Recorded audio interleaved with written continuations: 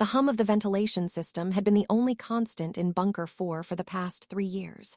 Buried 2 miles beneath the surface of the Earth, it was a marvel of human engineering, a fortress designed to withstand nuclear winter, global pandemics, and the collapse of civilization.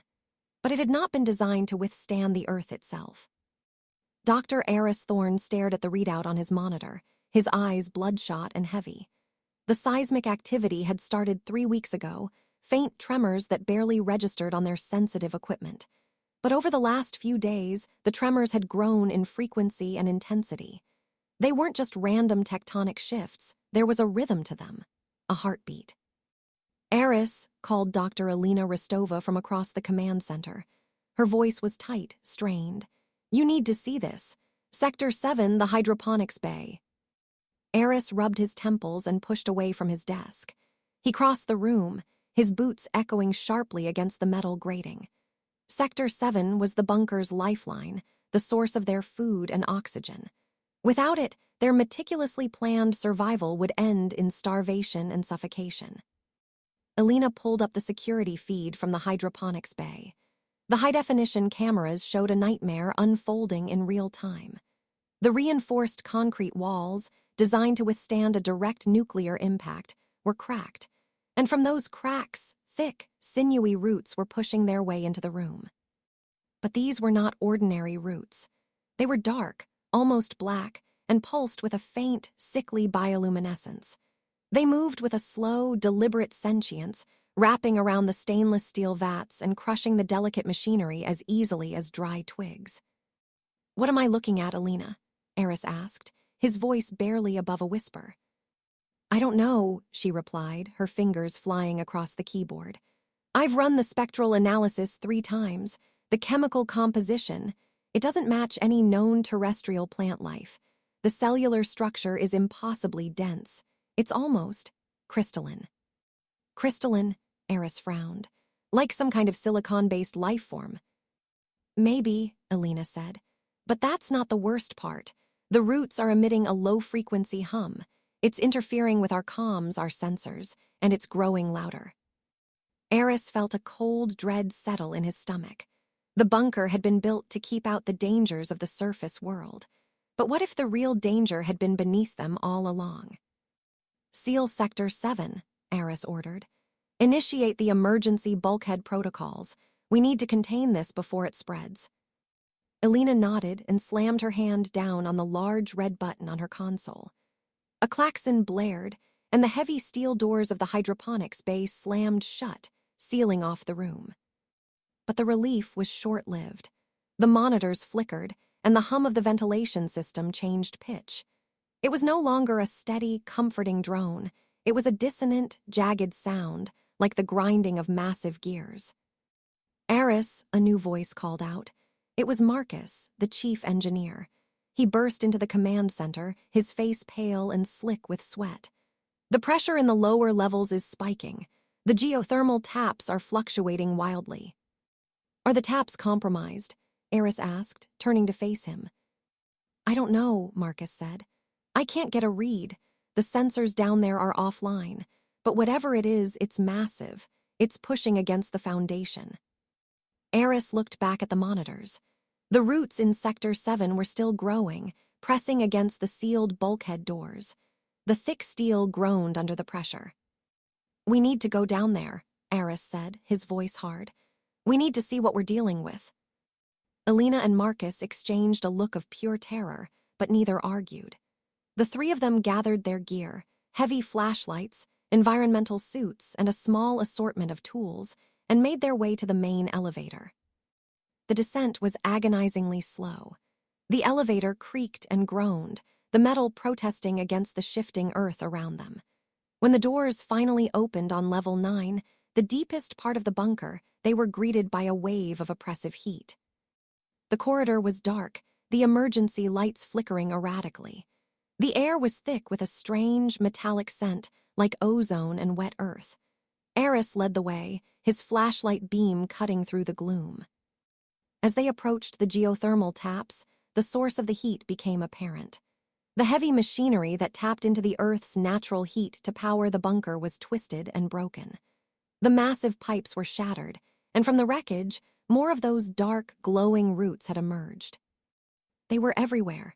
They coated the walls, the ceiling, the floor. They pulsed with that sick, bioluminescent light, casting eerie, shifting shadows across the corridor. And the hum was deafening down here, a physical force that vibrated in their bones. My God, Marcus breathed, staring at the destruction. It's ripped through the bedrock. Eris stepped closer, his flashlight beam tracing the path of the largest root. It was as thick as an old oak tree, and its surface was covered in strange, fractal patterns. He reached out a gloved hand to touch it.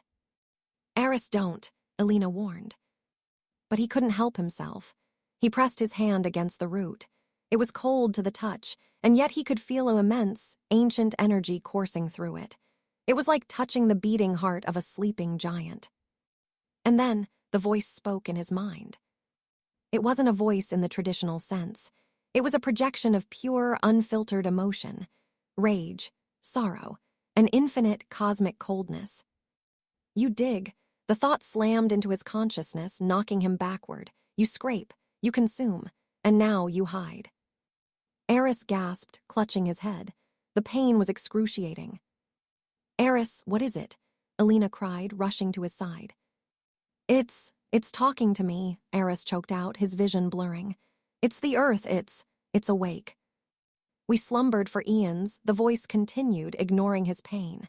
We dreamed in the dark, silent depths. We felt your tiny, scurrying presence on our skin, a minor irritation, a fleeting itch. Eris could see visions flashing behind his eyes, not images of the earth, but of a vast, unfathomable cosmos. He saw stars being born and dying.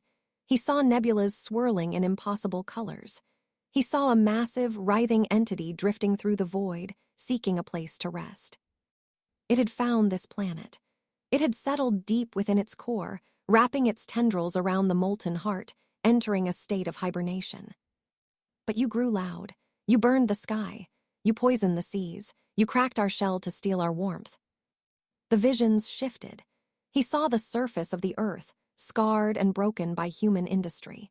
He saw the mushroom clouds rising into the atmosphere, the devastating culmination of humanity's destructive nature. And then you fled. You burrowed into our flesh like parasites, hoping to outlast the ruin you created. We just wanted to survive, Eris screamed into the void of his mind. Survival is a privilege of the strong, the entity replied, its voice a thunderclap of pure, cosmic indifference. You are weak. You are a sickness. And now the fever breaks. The roots around them surged forward. Marcus screamed as a thick tendril wrapped around his waist, lifting him effortlessly into the air. He struggled, pulling a heavy wrench from his belt and striking the root repeatedly, but the metal just bounced off the hardened surface. Marcus, Elena yelled, drawing a sidearm from her hip and firing wildly. The bullets sparked against the roots, doing absolutely no damage. The root tightened around Marcus, a sickening crunch echoing through the corridor as his ribs snapped. He dropped the wrench, his eyes wide with agony, before the root pulled him into the darkness of the shattered geothermal well. Eris, we have to go. Elena grabbed Eris's arm, hauling him to his feet. They ran. They ran faster than they had ever run in their lives, the terrifying hum of the alien flora chasing them down the corridor. The roots were moving faster now, bursting through the floor panels and tearing down the ceiling supports. They reached the elevator just as the emergency lights finally gave out, plunging the corridor into total darkness, save for the sickly glow of the approaching roots. Eris hammered the call button, his breath coming in ragged gasps.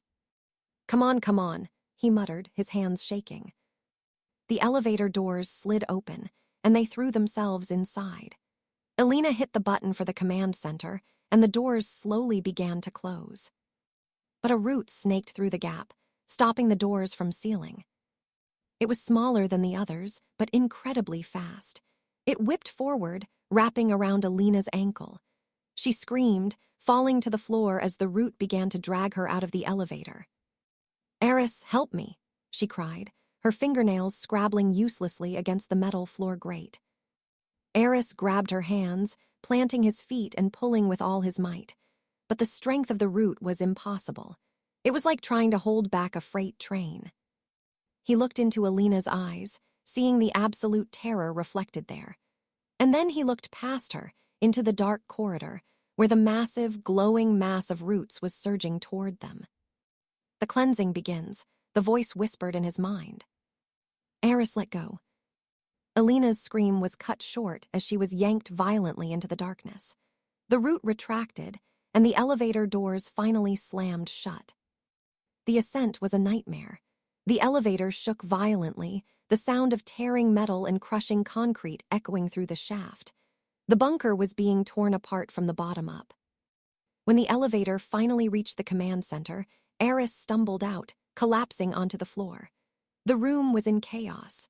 The monitors were flashing red warnings, and alarms blared relentlessly. He crawled over to the main console and pulled himself up. The security feeds from the lower levels were all static. The structural integrity sensors showed catastrophic failures across the board. The bunker was lost. Humanity's last refuge was gone. Eris slumped against the console, staring blankly at the flickering screens. He didn't feel fear anymore, just a profound, crushing emptiness. The Earth hadn't just survived humanity, it was actively purging them.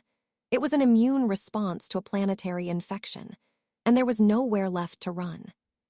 The floor beneath him trembled, a massive crack forming across the command center. The bioluminescent light spilled through the fissure, and the deafening hum filled the room. Eris closed his eyes, accepting his fate. He was just a parasite, and the host had finally awakened. The ground opened up, and the roots of the abyss consumed him.